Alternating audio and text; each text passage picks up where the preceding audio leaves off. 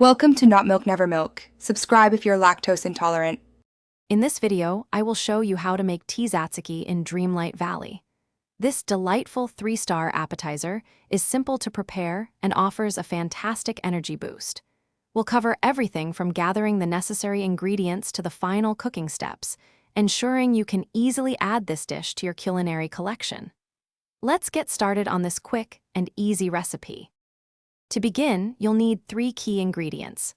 First, find a cucumber, which you can grow from seeds bought at Goofy's stall in the Frosted Heights. Next, forage for garlic, readily available on the ground in the Forest of Valor.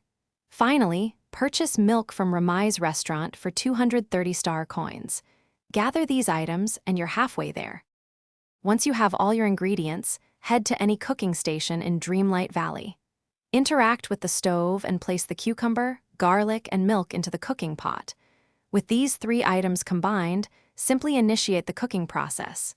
In just a moment, your delicious Tzatziki will be ready to enjoy, providing a quick and easy meal.